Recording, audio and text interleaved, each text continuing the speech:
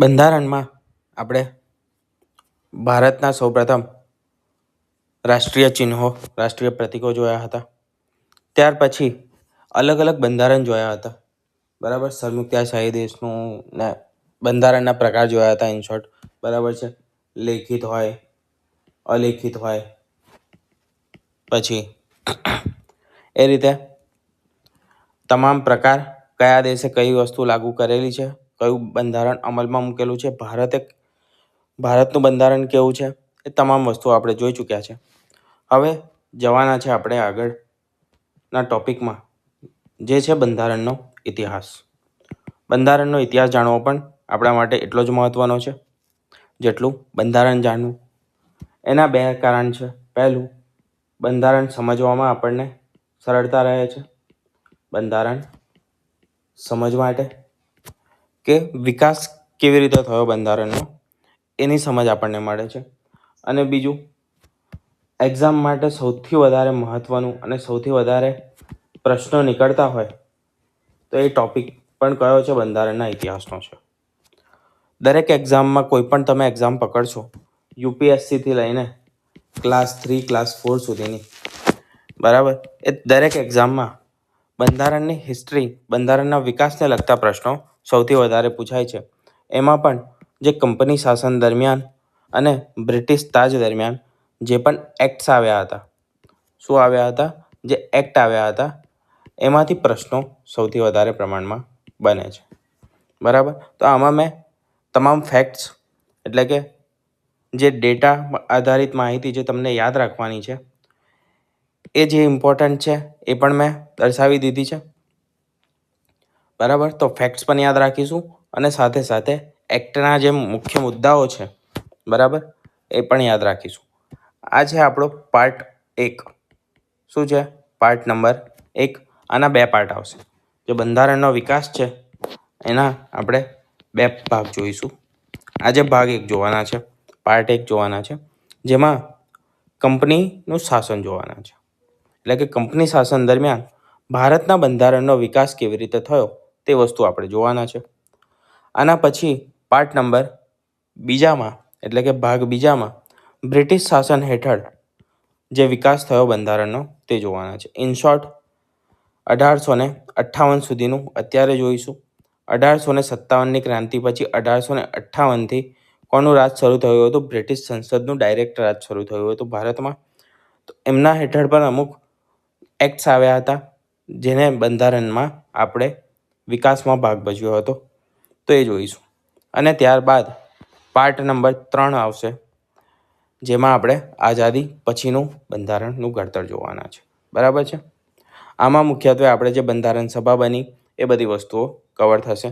બરાબર, આનો ત્રીજો પાર્ટ નહીં હોય, પણ આપણે ટોટલ 3 ભાગમાં બંધારણના વિકાસને વહેંચીએ છીએ: કંપની શાસન દરમિયાન, બ્રિટિશ શાસન દરમિયાન અને આઝાદી પછી. તો સૌથી પહેલાં અમુક ફેક્ચ્યુઅલ ઇન્ફોર્મેશન કે જેમાં તમારે તારીખો યાદ રાખવાની છે.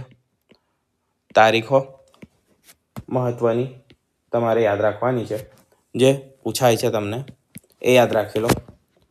22 સપ્ટેમ્બર કઈ યાદ રાખવાની છે? સૌથી પહેલી તારીખ છે 22 સપ્ટેમ્બર 1599. શું થયું હતું? તો બ્રિટિશ સંસદે એક ખરડો પસાર કર્યો ભારત અને પૂર્વના દેશો સાથે વેપાર કરવા માટે. માત્ર ભારત નહીં, પૂર્વના તમામ દેશો સાથે. ચીન છે, ભારત છે, શ્રીલંકા છે, ઇન્ડોનેશિયા છે. ઇન્ડોનેશિયાના જે ટાપુ છે એ તમામ દેશો સાથે, પૂર્વના દેશો સાથે. આ બધા દેશો ક્યાં આવેલા છે? પૂર્વમાં આવેલા છે. તો પૂર્વના દેશો સાથે વેપાર કરવા માટે એક ખરડો પસાર કર્યો. બરાબર, અને તે ખરડાના આધારે શું મળ્યું? પરમિશન મળી. શેની? કંપની સ્થાપવાની. એ કંપની કઈ હતી? તો કંપની હતી ઈસ્ટ ઇન્ડિયા કંપની. કંપની કઈ છે? East India company. ઈસ્ટમાં વેપાર કરતા હતા. ઈસ્ટમાં સૌથી મહત્વનો દેશ કયો હતો? ભારત હતો, જેને ઇન્ડિયા તરીકે ઓળખતા હતા. બરાબર છે, ઇન્ડિયા ગણવામાં આવતું હતું. એટલા માટે કંપનીનું નામ શું આપ્યું? East India company. બરાબર છે. શેના માટે આવી હતી? વેપાર કરવા માટે આવી હતી, ભારતમાં અને પૂર્વના બીજા દેશોમાં. ત્યાર પછી બીજી તારીખ છે તે છે 31 ડિસેમ્બર 1600. મહારાણી એલિઝાબેથ. ત્યાં આગળ મહારાણી અને રાજાઓ હોય છે. આપણે અહીંયા શું હોય છે? રાષ્ટ્રપતિ હોય છે. બરાબર. એવી જ રીતે ત્યાં રાજાશાહી ચાલે છે ઇંગ્લેન્ડમાં. તો ત્યાંના મહારાણી એ વખતના ઈસવીસન 1600ના મહારાણી હતા એલિઝાબેથ. તેમની પાસેથી શાહી ચાર્ટર, આ જે ખરડો હતો તે કાયદો બન્યો. એ જ રીતે શાહી ચાર્ટર એક જે ખરડો પસાર કર્યો તે મોકલ્યો અને તેમને શું કર્યું? સાઇન કરીને 15 વર્ષની પરમિશન આપી. કેટલી આપી હતી? સૌપ્રથમ પરમિશન આપી હતી 15 વર્ષ માટે ભારત અને દક્ષિણ પૂર્વ એશિયામાં વેપારની. 1613માં સૌપ્રથમ વેપારી કોઠી સ્થાપી. ક્યાં આગળ સ્થાપી? આ સ્થળ ઘણું મહત્વનું છે. તો સુરતમાં સ્થાપી હતી. કોને પરમિશન લીધી હતી? તો સર ટોમસ રોએ પરમિશન લીધી હતી. કોની પાસે લીધી હતી? જહાંગીર પાસે લીધી હતી. એ સમયે મુગલ શાસન ચાલતું હતું ભારતમાં અને જહાંગીર શાસન કરતા હતા. રાજા હતા જહાંગીર. તો જહાંગીર પાસેથી સર ટોમસ રોએ પરવાનો મેળવ્યો હતો. શેનો? વેપાર કરવાનો અને પ્રથમ કોઠી સ્થાપવાનો. તે જગ્યા કઈ હતી? ગુજરાતનું સુરત હતું. બરાબર. તો જેટલા પણ મેં ફેક્ટ કીધા છે આ 3 લાઈન બહુ જ મહત્વની છે. આખી બેઠી નોટ્સ બનાવતા હોય તો નોટ્સમાં ઉતારી લો અને ના બનાવતા હોય તો સીધું મગજમાં જ ઉતારી દો. બરાબર. એટલે એક્ઝામમાં ભૂલાય જ નહીં. 3 મુદ્દાઓ મહત્વના છે. બરાબર. આમાં પણ 3 મુદ્દામાં જગ્યા પણ પૂછાય છે. સૌપ્રથમ કોઠી ક્યાં સ્થાપી અંગ્રેજોએ? કોને પરમિશન લીધી હતી? કોની પાસેથી લીધી હતી? બરાબર. 3 ક્વેશ્ચન પૂછાય છે. પછી મહારાણી એલિઝાબેથે જે પરમિશન શાહી ચાર્ટરને સાઇન કરી હતી, પરમારો આપ્યો હતો તે. એ સમયે જે બ્રિટિશ સંસદ હતી એનું સ્ટ્રક્ચર સમજીએ તો સૌથી ઉપર કોણ હતા? સૌથી ઉપર હતા બ્રિટિશ સમ્રાટ. બરાબર. એટલે કે કિંગ, ત્યાંના કિંગ બ્રિટનના. એના અંડર આપણે કેવું છે? રાષ્ટ્રપતિ છે. એ જ રીતે. બરાબર. તો બ્રિટનના કિંગ એટલે કે સમ્રાટ. પછી બ્રિટિશ સંસદ આવે. બ્રિટિશ સંસદમાં 2 હાઉસ હતા. આપણે કેવા 2 હાઉસ છે? લોકસભા અને બીજું છે રાજ્યસભા. અત્યારે આપણે આ રીતે 2 હાઉસ છે. બરાબર. તો એ સમયે અને અત્યારે પણ બ્રિટનમાં પણ કેટલા હાઉસ છે? 2. કયા કયા? હાઉસ ઓફ કોમન્સ, જેને લોકસભા તરીકે ઓળખીએ છીએ આપણે અહીંયા, અને હાઉસ ઓફ લોર્ડ્સ, જે શું છે? ત્યાંની રાજ્યસભા છે. બરાબર. તો હાઉસ ઓફ કોમન્સ અને હાઉસ ઓફ લોર્ડ્સ એ બનીને બનતું હતું બ્રિટિશ સંસદ. બ્રિટિશ સંસદના અંદર તેમને શું કર્યું હતું? ખરડો પસાર કર્યો અને તેને પરમિશન મેળવી એટલે કે કાયદો બનાવ્યો. અને કોની સ્થાપના કરી? ઈસ્ટ ઇન્ડિયા કંપનીની સ્થાપના કરી. પરવાનો મેળવનારો. શેના માટે પરવાનો મેળવ્યો? વેપાર માટે, વેપાર કરવા માટે. ભારતમાં કંપનીની એજન્સીઓ કઈ કઈ? હવે કંપની ભારતમાં આવી ગઈ, વેપાર શરૂ કરી દીધો, સુરતમાં કોઠી સ્થાપી દીધી, સર ટોમસ રોએ પરમિશન મેળવી લીધી. બધું થઈ ગયું. ત્યાર પછી કંપનીએ 3 એજન્સીઓ એટલે કે 3 મુખ્ય ભાગ પડ્યા. એક હતું તે મુંબઈ પ્રેસિડેન્સી હતું, બીજું એક હતું બંગાળ પ્રેસિડેન્સી અને ત્રીજું છે મદ્રાસ પ્રેસિડેન્સી. બરાબર. આ 3 યાદ રાખજો. મુંબઈ, બંગાળ અને ત્રીજું છે મદ્રાસ. આગળ જોઈએ. સૌથી પહેલા તો એ લોકોએ વેપાર કર્યો. બરાબર છે. 1613માં પરમિશન મેળવી અને કોઠી બનાવી. ત્યારથી લઈને 1773 બરાબર ત્યાં સુધી શું કર્યું? વેપાર કર્યો. પરંતુ વચ્ચે પ્લાસીનું યુદ્ધ થયું. બરાબર છે. 1756માં અને મૈસૂરના યુદ્ધ અને અમુક એ બધા યુદ્ધો આવ્યા. બરાબર છે. પ્લાસીના યુદ્ધ અને બક્સરના યુદ્ધ પછી તેમને શું મળી ગયું હતું? જમીનદારી મળી ગઈ હતી. એટલે કે શાસનમાં તેમને સત્તા મળી ગઈ હતી. તો શાસનની જે સત્તા મળી ગઈ કંપનીને, તેને રેગ્યુલેટ કરવી પડશે એટલે કે તેનું નિયમન કરવું પડશે. તો રેગ્યુલેટિંગ એક્ટ આવ્યો. શેના માટે? રેગ્યુલેટ કરવા માટે રેગ્યુલેટિંગ એક્ટ આવ્યો.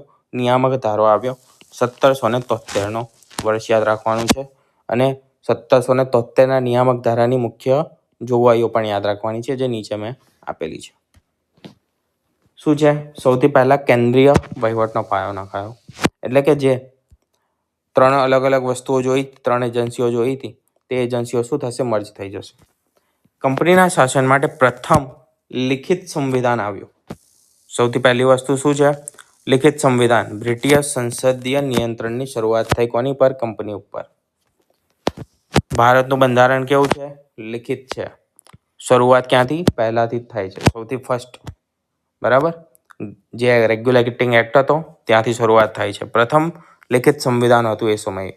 આના આધારે રેગ્યુલેશન અને શાસન ચાલતું હતું. ક્યારે? 1773માં. જેટલા પણ પ્રદેશ કંપનીના શાસન હેઠળ હતા તેના પર. એના પહેલાં શું હતું? એના પહેલાં ભારતમાં રાજાશાહી હતી. રાજાઓ શાસન કરતા હતા. મુગલ શાસન હતું તો મુગલ કોણ હતો? મુગલના સુલતાન હતા, રાજા હતા. બરાબર. એના પહેલાં મૌર્ય યુગ, ગુપ્ત યુગ, એ તમામ કેવા છે? રાજાશાહીના યુગ છે. પછી ગવર્નર જનરલને નિમણૂક થઈ. ગવર્નર જનરલ બનાવવામાં આવ્યો. બંગાળનો ગવર્નર એ હવે કોણ બન્યો? તો ગવર્નર જનરલ ઓફ બંગાળ બન્યો. યાદ રાખજો. શું? તો બંગાળનો ગવર્નર જનરલ ઓફ બંગાળ કયા એક્ટ હેઠળ બન્યો? તો નિયામક ધારા 1773 હેઠળ બન્યો. અને સૌ પ્રથમ ગવર્નર જનરલ બન્યો તે કોણ હતો? તે હતો વોરેન હેસ્ટિંગ્સ. બરાબર છે. સૌથી મહત્વનો ડેટા છે આ અને સૌથી મહત્વનો પોઈન્ટ છે જે મુખ્ય જોગવાઈઓમાં સૌથી વધારે વખત પૂછાઈ ગયો છે. ત્યાર પછી સુપ્રીમ કોર્ટની શરૂઆત થઈ. સુપ્રીમ કોર્ટની શરૂઆત ક્યારથી થઈ? તો સુપ્રીમ કોર્ટની શરૂઆત થઈ 1773થી. તેમાં એક મુખ્ય જજ હતા અને 3 અન્ય જજ હતા. એટલે કે મુખ્ય 4 ન્યાયાધીશ, એક મુખ્ય અને 3 અન્ય. મુખ્ય જે સૌ પ્રથમ જજ બન્યા તેમનું નામ શું હતું? તેમનું નામ હતું એલિઝા ઇમ્પે. બંગાળ, બિહાર, ઓડિશાના ન્યાયિક ક્ષેત્ર કંપનીના કર્મચારીઓ પર પણ કેસ કરવાની સત્તા મળી. શેના હેઠળ? રેગ્યુલેટિંગ એક્ટ હેઠળ. બરાબર છે. સુપ્રીમ કોર્ટમાં કંપનીના અધિકારીઓ વિરુદ્ધ પણ કેસ કરી શકાતો હતો. ત્યાર પછી જોઈએ વહીવટી પરિષદ. એટલે કે જે ગવર્નર બન્યો હતો, વહીવટ હતો, તો એને શું પરિષદ પણ આપવામાં આવી હતી? ગવર્નર જનરલની સહાયતા માટે. ક્યાં આગળ? કોલકાતામાં. બંગાળનો ગવર્નર જનરલ હતો તો કોલકાતામાં. 4 સભ્યોવાળી પરિષદની રચના કરવામાં આવી. અને પરિષદ શું કરતી હતી? કાયદા બનાવતી હતી અને તે કાયદાનો અમલ કરાવતી હતી. એટલે કે શાસન પણ કરતી હતી. કાયદા બનાવવા અને અમલ કરવાનું કામ કરતી હતી પરિષદ. સત્તાનું કેન્દ્રીયકરણ. એટલે કે મુંબઈ, મદ્રાસ પ્રેસિડેન્સીને બંગાળને આધીન કરી દેવાય, જે પહેલાં કેવી હતી? સ્વતંત્ર હતી. બરાબર. પહેલાં મુંબઈના ગવર્નર, મદ્રાસના ગવર્નર અને બંગાળના ગવર્નર 3 સ્વતંત્ર હતા અને પોતાની રીતે પોતાના પ્રદેશમાં શાસન કરતા હતા, કાયદા લાગુ કરતા હતા. હવે શું થયું? હવે બંગાળનો જે ગવર્નર જનરલ બન્યો વોરેન હેસ્ટિંગ્સ, એને સર્વોપરી બનાવી દેવામાં આવ્યો. એ મુખ્ય થઈ ગયા અને આ બંનેને અધીન કરી દેવામાં આવી બંગાળની અધીન. બરાબર. પછી ભ્રષ્ટાચાર પર રોક. ભ્રષ્ટાચાર પર રોક માટે કર્મચારીઓના વ્યક્તિગત વેપાર, ભેટ સોગાદો, લાંચ લેવા પર સખત પ્રતિબંધ અને કોર્ટ ઓફ ડાયરેક્ટર્સની રચના કરવામાં આવી, જેનો કાર્યકાળ હતો 4 વર્ષનો. આ બધાની ઉપર જે ગવર્નર જનરલની એની ઉપર કોણ આવશે? તો આવશે ભારત સચિવ હતા તેમના ઉપર અને કોર્ટ ઓફ ડાયરેક્ટર્સ હતા. કોર્ટ ઓફ ડાયરેક્ટર્સને બેસાડવામાં આવ્યા. 6 મુખ્ય જોગવાઈઓ છે. 6 યાદ રાખવાની છે. બરાબર. ના ખબર પડી હોય તો એકવાર ફરી વખત જોઈ લેજો. 1773ના રેગ્યુલેટિંગ એક્ટ મુજબ હવે જે કંપનીનું વહીવટી તંત્ર હતું તે કેવું થઈ ગયું એ જોઈએ. તો સૌપ્રથમ કોણ હતા? સમ્રાટ અને બ્રિટનની સંસદ. એની નીચે આવે છે East India company. East India કંપનીમાં મુખ્ય કોણ બનાવ્યા હતા? તો કોર્ટ ઓફ ડાયરેક્ટર્સ બનાવ્યા હતા. તેનો સમયગાળો કેટલો હતો? સમયગાળો હતો મેમ્બર્સનો જે કોર્ટ ઓફ ડાયરેક્ટર્સમાં નિમણૂક થાય તે 4 વર્ષના હતા. બરાબર. એના નીચે કોણ આવશે? એના નીચે આવશે બંગાળનો ગવર્નર જનરલ. પહેલો બંગાળનો ગવર્નર જનરલ કોણ હતો? વોરેન હેસ્ટિંગ્સ હતો. નામ યાદ રાખજો. અને બીજા 4 સભ્યો હતા. કેટલા? તો 4 સભ્યો હતા. 4 સભ્યો કયા કયા હતા? પહેલો હતો ક્લેવરિંગ, બીજો હતો મોન્સલ, બર્વેલ અને ફિલિપ ફ્રાન્સિસ. આ નહીં યાદ રહે તો ચાલશે, પણ યાદ રાખવાની કોશિશ કરજો. અઘરું નથી યાદ રાખવું. આ મસ્ટ છે. બરાબર છે. આ નહીં ભૂલવાનું કોઈ દિવસ. Warren Hastings. પછી એના નીચે 3 શું હતી? પ્રેસિડેન્સીઓ હતી. કઈ? મદ્રાસ, કોલકાતા અને મુંબઈ. આ હતો આપણો રેગ્યુલેટિંગ એક્ટ 1773. ત્યારબાદ જે સુધારા વધારા હતા. સોરી, જે ચેન્જીસ હતા, બરાબર છે, જે સુધારા કરવાની જરૂરિયાત ઊભી થઈ, તે સુધારા કર્યા સંશોધિત અધિનિયમ 1781 હેઠળ, જેને એક્ટ ઓફ સેટલમેન્ટ તરીકે ઓળખવામાં આવે છે, જેમાં સત્તાનું સંતુલન બનાવવામાં આવ્યું. શું થયું? તો કાયદા બનાવતી વખતે પહેલા જે 1773 પ્રમાણે અમુક કાયદા બનતા હતા, તો એમાં ભારતીયોને ઠેસ પહોંચતી હતી, બરાબર છે. ભારતમાં એ સમયે કેવું હતું, તો હિન્દુઓ હતા, મુસ્લિમ્સ હતા, ઘણા બધા અલગ અલગ હતા, બરાબર છે લોકો. અને કાયદા કોણ બનાવતા હતા? તો કાયદા બનાવતા હતા અંગ્રેજો. તેમાં ભારતીયોને શું થતું હતું? અપમાન થતું હતું, પ્રોબ્લેમ્સ ઊભી થતી હતી, સમસ્યાઓ થતી હતી. તો કાયદા બનાવતી વખતે અને અમલ કરતી વખતે ભારતીયોના જે સામાજિક અને ધાર્મિક રીતિ રિવાજો છે, તેનું સન્માન કરવાનો નિર્દેશ આપવામાં આવ્યો. બીજી શું મુખ્ય વસ્તુ હતી? આ બધા હવે નાના નાના અમુક એક્ટ છે. આ શું છે? સુધારા છે. સુધારા અધિનિયમ જેવો છે. આપણે કેવા એમેન્ડમેન્ટ આવશે, એમેન્ડમેન્ટ, બરાબર. તો આ એ પ્રકારનું અમેન્ડમેન્ટ છે. એક ન્યાયાલયની સત્તા મર્યાદિત કરવામાં આવી. સર્વોચ્ચ ન્યાયાલય સરકારી અધિકારીઓ વિરુદ્ધ સરકારી કામકાજ માટે, કોના વિરુદ્ધ? તો કે સરકારી અધિકારીઓ વિરુદ્ધ સરકારી કામકાજ માટે કાર્યવાહી કરી શકશે નહીં. અહીંયા આગળ શું આપ્યું? અધિકાર આપ્યો કોર્ટને કંપનીના અધિકારીઓ વિરુદ્ધ. અહીંયા શું કર્યું? પાછો ખેંચી લીધો. કર અધિકારીઓ, ગવર્નર જનરલ અને તેની પરિષદને કોર્ટથી છૂટ આપવામાં આવી, બરાબર. જેમ કે આપણે જો પ્રધાનમંત્રી છે અત્યારે, બરાબર છે, અને તેમની કેબિનેટ છે, તો તેમને શું કરવામાં આવે?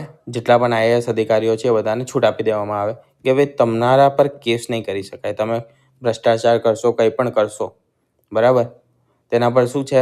કેસ થશે નહીં. તો એ પ્રકારની વસ્તુ એડ કરવામાં આવી હતી, એટલે કે સુપ્રીમ કોર્ટથી તેમને દૂર કરી દેવામાં આવ્યા. ત્યાર પછી મહત્વનો એક્ટ આવ્યો, તે છે પિટ્સ ઇન્ડિયા એક્ટ. ક્યારે આવ્યો? 1784માં આવ્યો પિટ્સ ઇન્ડિયા એક્ટ. તેનાથી જે દ્વિમુખી શાસન પ્રણાલી હતી તેની શરૂઆત થઈ. યાદ રાખજો ખાસ, બરાબર. દ્વિમુખી શાસન પદ્ધતિની શરૂઆત ક્યારથી થઈ? પિટ્સ ઇન્ડિયા એક્ટથી થઈ. ગવર્નરની જે સામ્રાજ્યવાદી નીતિ હતી અને મતભેદના કારણે પીટ ધ યંગર દ્વારા, પિટ્સ ઇન્ડિયા એક્ટ કેમ ઓળખવામાં આવે છે? તો પીટ ધ યંગર દ્વારા તે પસાર કરવામાં આવ્યો હતો. કંપનીના પ્રદેશોને પ્રથમ વખત બ્રિટિશ અધિકૃત ભારતીય પ્રદેશ નામ આપવામાં આવ્યું. મહત્વનો ફેક્ટ છે. શું છે? તો કે બ્રિટિશ અધિકૃત ભારતીય પ્રદેશ નામ આપવામાં આવ્યું. કયા પ્રદેશોને? જે કંપનીના હતા જીતેલા તે. કોર્ટ ઓફ ડાયરેક્ટર્સ અને board of control. Court of directors પહેલાં જ હતું. ક્યારે એડ થયું હતું? તો 1773ના એક્ટ અંતર્ગત બનાવવામાં આવ્યું હતું. પિટ્સ ઇન્ડિયા એક્ટ અંતર્ગત શું બનાવવામાં આવ્યું? તો 1784ના પિટ્સ ઇન્ડિયા એક્ટ અંતર્ગત બોર્ડ ઓફ કંટ્રોલ બનાવવામાં આવ્યું, જેમાં 6 સભ્યોની નિમણૂક કરવામાં આવતી હતી. કોર્ટ ઓફ ડાયરેક્ટર્સ જે હતા તે કંપનીને માત્ર વેપાર સંબંધિત બાબતો પર પૂર્ણ નિયંત્રણ આપ્યું હતું, અને જે બોર્ડ ઓફ કંટ્રોલ હતું તે લોકોને રાજકીય બાબતો, નાગરિક બાબતો, સૈન્ય બાબતો અને મહેસૂલી શું છે? મહેસૂલી અધિકારો પર સંપૂર્ણ નિયંત્રણ આપવામાં આવ્યું. વેપારનું વસ્તુ કોણ જોશે? તો કોર્ટ ઓફ ડાયરેક્ટર્સ જોશે. અને બોર્ડ ઓફ કંટ્રોલ શું કરશે? તો કે તમામ રાજકીય બાબતો, શાસકીય બાબતો, નાગરિક રિલેટેડ બાબતો, સૈન્ય રિલેટેડ અને મહેસૂલી અધિકારો પર નિયંત્રણ મેળવશે. પછી જે ગવર્નર જનરલની પરિષદ હતી તે કેટલી હતી? 4 લોકોની હતી. તો 4થી ઘટાડીને 3 કરી દેવાય. અને એ 3માં પણ એક મુખ્ય સ્થાન કોને આપવામાં આવ્યું? તો કે સેનાપતિને, બરાબર. એટલે કે જે મેઇન સૈન્યનો જે લીડર હશે, મુખ્ય સેનાપતિ, તેમને એક સ્થાન આપવામાં આવ્યું. તો ટોટલ કેટલા? 3 મેમ્બર, ઉપર એક ગવર્નર જનરલ, અને આ 3માંથી એક કોણ છે? મુખ્ય સેનાપતિ છે, અને બીજા 2 મેમ્બર્સ છે. દેશી રાજાઓ સાથે યુદ્ધ અને સંધિ કરવા માટે ડાયરેક્ટર્સની મંજૂરી જરૂરી હતી. જે પણ દેશી રાજાઓ હતા તે સમયે રજવાડાઓ હતા ભારતમાં, તેમના સાથે યુદ્ધ કરવા માટે, સંધિ કરવા માટે કોની મંજૂરી લેવી પડતી હતી? ગવર્નર જનરલને કોર્ટ ઓફ ડાયરેક્ટર્સની મંજૂરી લેવી જરૂરી બનાવી.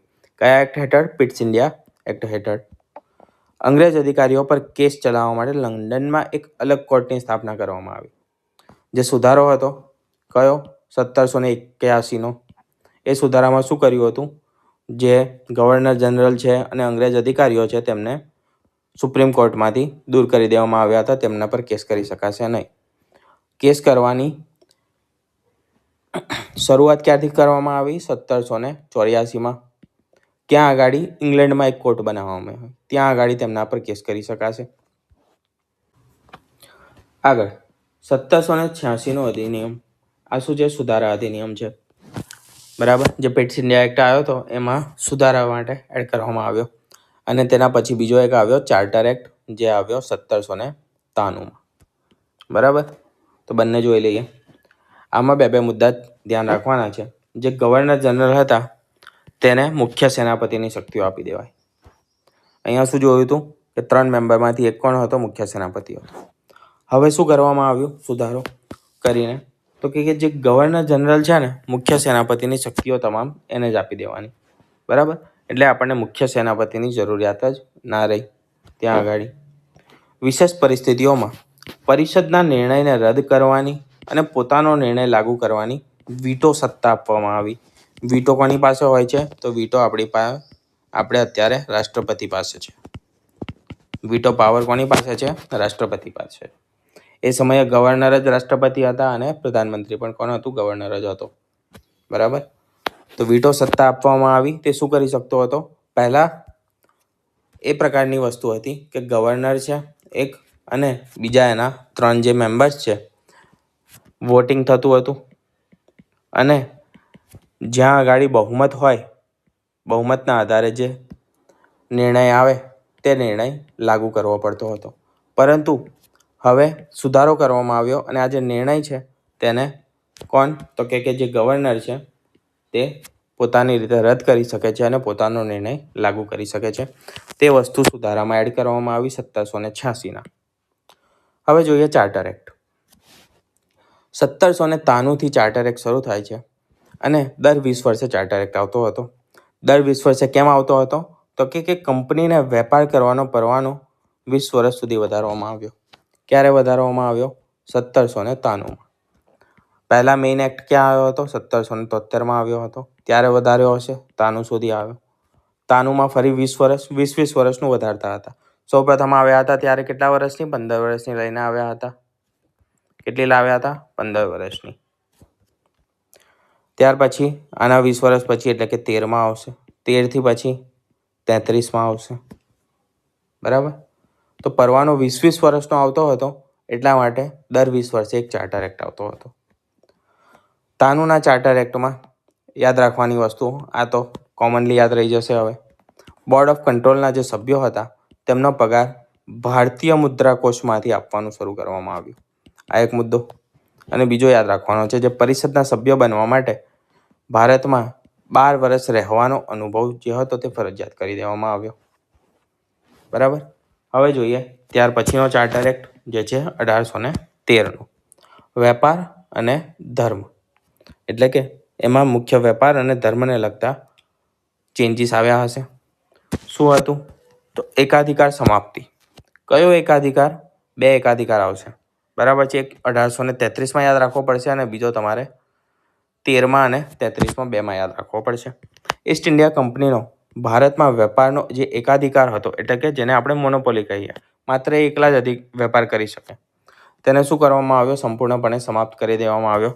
એટલે કે ઈસ્ટ ઇન્ડિયા સિવાયની બીજી કોઈ ઇંગ્લેન્ડમાં કંપની બનાવે તો એ કંપની પણ શું કરી શકે? તે કંપની ભારતમાં વેપાર કરી શકે છે. અપવાદ શું હતું? આ અપવાદ હતો કે ચા. આ જે કંપની છે બીજી કોઈ ઈસ્ટ ઇન્ડિયા કંપની સિવાયની, એ ચાનો વેપાર નહીં કરી શકે. અને બીજું, ચીન સાથે વેપાર નહીં કરી શકે. ચીન દેશ જે હતો તેની સાથે વેપાર હજી કોણ કરી શકતું હતું? માત્ર ને માત્ર ઈસ્ટ ઇન્ડિયા કંપની જ કરી શકતી હતી. 2 એકાધિકાર હતા 1813માં ચાલુ રાખવામાં આવ્યા હતા. આ પૂછે કે ના પૂછે? આ અપવાદ છે ને મોસ્ટલી પૂછે જ છે. બરાબર. તો અપવાદ ખાસ યાદ રાખજો. ત્યાર પછી છે ધર્મ પ્રચાર. જે પણ ઈસાઈ મિશનરીઓ હતી તેમને ભારતમાં ધર્મ પ્રચાર કરવા માટેની સત્તાવાર સુવિધાઓ આપવામાં આવી અને પરવાનગી આપવામાં આવી. હવે મિશનરીઓ જે હતી તે ભારતમાં આવીને ઈસાઈ ધર્મનો પ્રચાર કરતી હતી. બરાબર. ઓફિશિયલી ચાર્ટર એક્ટ 1833 20 વર્ષ પછી આવ્યો. તેનાથી શું થયું? સંપૂર્ણ કેન્દ્રીયકરણ કરવામાં આવ્યું. ભારતનો ગવર્નર જનરલ તે હવે સંપૂર્ણ ભારતનો ગવર્નર જનરલ બની ગયો. બરાબર. જે બંગાળનો હતો ભારત અને ભારત પરિષદ. ભારત સરકાર કઈ? તો કે ગવર્નર અને તેની પરિષદ. ગવર્નર અને પરિષદ તે બનીને શું બન્યું? ભારત સરકાર બની. અને ભારત પરિષદ જે ઇંગ્લેન્ડમાં બેસતી હતી. ભારતનો ગવર્નર જનરલ, બંગાળનો જે ગવર્નર જનરલ જે હતો તે સંપૂર્ણ બંગાળનો નહીં, બંગાળનો અને સંપૂર્ણ ભારતનો બન્યો. બરાબર. અને તે સૌ પ્રથમ કોણ હતો? વિલિયમ બેન્ટિક હતો. આના પહેલા કોને યાદ રાખવાનું કીધું હતું? Warren Hastings. બરાબર. હેસ્ટિંગ્સ એ કોણ હતો? તો બંગાળનો સૌપ્રથમ ગવર્નર જનરલ હતો. વિલિયમ બેન્ટિક કોણ છે? તો વિલિયમ બેન્ટિક ભારતનો સૌપ્રથમ ગવર્નર જનરલ છે. કાયદાકીય સત્તાઓ વિશે જોઈએ તો ગવર્નરને સંપૂર્ણ ભારતમાં કાયદો બનાવવાની સત્તા આપવામાં આવી.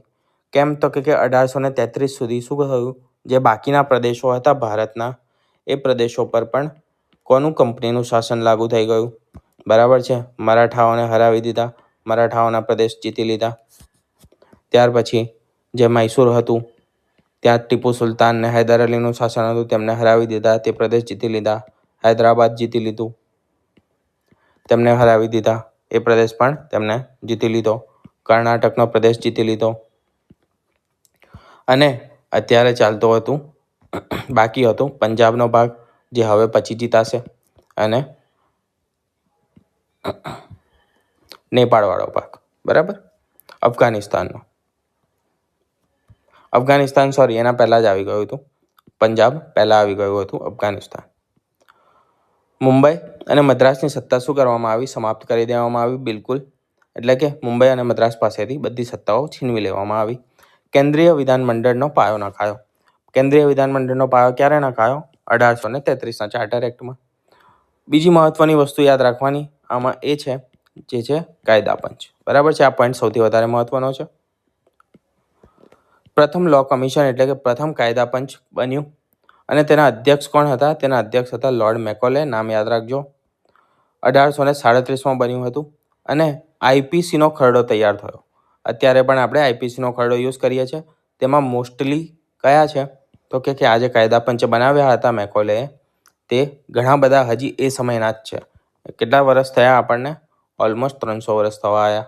બરાબર છે. 200 વર્ષ થઈ ચૂક્યા છે ઓલમોસ્ટ. અને આપણે હજી પણ ઘણા બધા આઈપીસીના જ યુઝ કરીએ છીએ.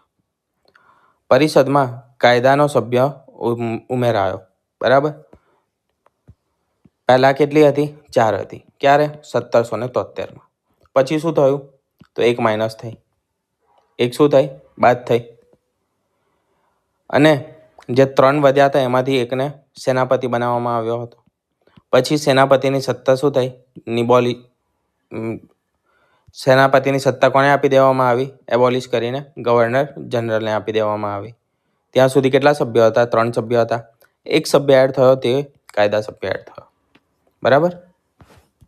કાયદા સભ્ય તરીકે એડ કરવામાં આવ્યો. ગવર્નર જનરલની સત્તા ક્યારે આપવામાં આવી હતી? 1786માં. પછી 84માં શું થયું હતું? તો 84માં 4થી ઘટાડીને 3 કરવામાં આવી હતી. અને 4 ક્યાંમાં હતું? તો કે જે રેગ્યુલેટિંગ એક્ટ હતો સૌથી પહેલો, તેમાં 4 નક્કી કરવામાં આવ્યા હતા. આગળ વેપાર અને વસવાટ. ચા અને ચીનનો જે એકાધિકાર હતો તે શું કરવામાં આવ્યો? સમાપ્ત કરી દેવામાં આવ્યો. અંગ્રેજોને પરવાના વગર ભારત આવવાની છૂટ અને વસવાની પણ છૂટ આપવામાં આવી. અત્યારે કેવું આપણને વિઝા જોઈએ છે. બરાબર છે. એ સમયે શું હતું? પરવાનો હતો. પરવાનો કહેવામાં આવતો હતો. તેને શું કરવામાં આવ્યું? રદ કરી દેવામાં આવ્યો. કોના માટે? અંગ્રેજો માટે. તે લોકો પરવાનગી વગર, પરવાના વગર ભારતમાં આવી શકતા હતા, રહી શકતા હતા, અને જમીન ખરીદ વેચવાની પણ છૂટ હતી. કયા એક્ટમાં? 1833ના એક્ટમાં. સામાજિક સુધારા આવ્યા, જેમાં ભારતમાં અંગ્રેજી શિક્ષણની શરૂઆત અને દાસ પ્રથા જે હતી તેની સમાપ્તિ થઈ. ઓફિશિયલી દાસ પ્રથા જે હતી તેની સમાપ્તિ થઈ અને અંગ્રેજી શિક્ષણની શરૂઆત થઈ. બરાબર છે. આગળ જોઈએ, છેલ્લો એક્ટ 1857ની ક્રાંતિ પહેલાનો તે હતો ચાર્ટર એક્ટ 1853. અંતિમ ચાર્ટર એક્ટ છે. બરાબર. કંપનીના શાસન અંતર્ગત આ છેલ્લો કાયદો છે. ત્યાર પછી બ્રિટિશ શાસન શરૂ થશે, જેને કંપની સંસદ ઈચ્છે ત્યાં સુધી પ્રદેશો પર આધીન રાખવાની મંજૂરી આપવામાં આવી. આ શું છે? તો જે 20 વર્ષની પરવાનગી આપવામાં આવી હતી તે હવે 20 વર્ષની આપવામાં આવી નહીં. અને શું કીધું? તો એવું કીધું કાયદામાં સંસદે કે સંસદ ઈચ્છે ત્યાં સુધી. કોની સંસદ? તો કે બ્રિટિશ સંસદ. બરાબર. બ્રિટિશ સંસદ ઈચ્છે ત્યાં સુધી જે પણ પ્રદેશો છે તે કંપનીના અધીન રહેશે. વિધાન પરિષદનો વિસ્તાર કરવામાં આવ્યો, જે ગવર્નર જનરલમાં 6 નવા સભ્યો ઉમેરવામાં આવ્યા. બરાબર. 4 હતા. બરાબર છે. કેટલા હતા? 4 હતા.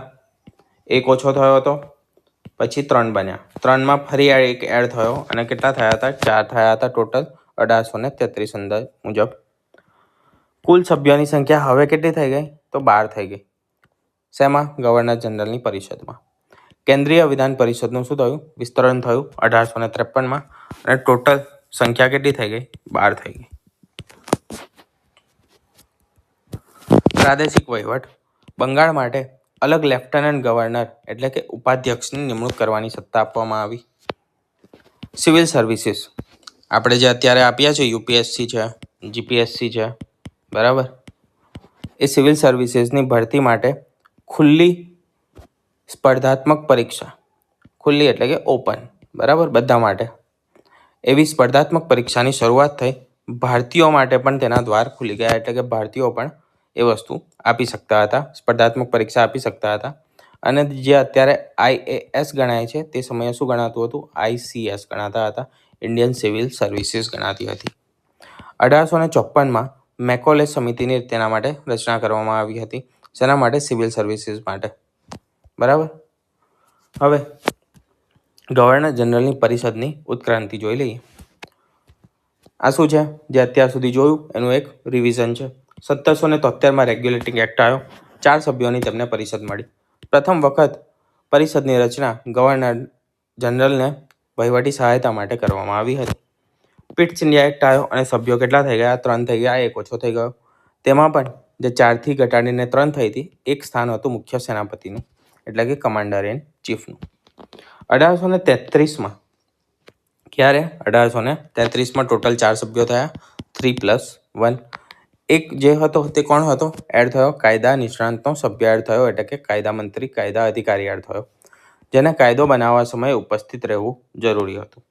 ત્યાર પછી 1853નો ચાર્ટર એક્ટ, જેમાં ટોટલ સભ્યો થયા 12, 6 નવા સભ્યોની વૃદ્ધિ થઈ. કાર્યકારી પરિષદમાં કેન્દ્રીય જે વિધાનમંડળ હતું તેનું સ્વરૂપ ધારણ કરી દીધું. બરાબર. પરિષદમાંથી હવે તે કેન્દ્રીય વિધાનમંડળ બન્યું. કંપની શાસનમાં પ્રથમવાર જે વસ્તુઓ બની તે મુખ્ય જોઈ લઈએ. સૌપ્રથમ લિખિત સંવિધાન ક્યારે હતું? નિયામક ધારો 1773માં. પ્રથમ બંગાળનો ગવર્નર જનરલ કોણ હતો? Governor general lord Warren Hastings હતો. શેના આધારે? 1773ના રેગ્યુલેટિંગ એક્ટના આધારે. સુપ્રીમ કોર્ટના પ્રથમ ન્યાયાધીશ એલિઝા ઇમ્પે હતા. પ્રથમ ગવર્નર જનરલ શેનો? ભારતનો, તે હતો વિલિયમ બેન્ટિક, 1833. પ્રથમ કાયદા પંચના અધ્યક્ષ લોર્ડ મેકોલે. શું બન્યું? IPC બન્યું, Indian penal code. Civil services સમિતિના અધ્યક્ષ તે હતા લોર્ડ મેકોલે હતા. બરાબર. આટલી વસ્તુ તમારે આમાં યાદ રાખવાની છે. બરાબર છે. અને મોસ્ટ ઇમ્પોર્ટન્ટ ચેપ્ટર છે એવું માનજો. ધી મોસ્ટ ઇમ્પોર્ટન્ટ છે. બરાબર છે. આખું ચેપ્ટર છે. આના પછી જોઈશું જે બ્રિટિશ સંસદની અંદર જે કાયદા બન્યા તે, કારણ કે 1858થી ડાયરેક્ટ બ્રિટિશ રૂલ શરૂ થશે.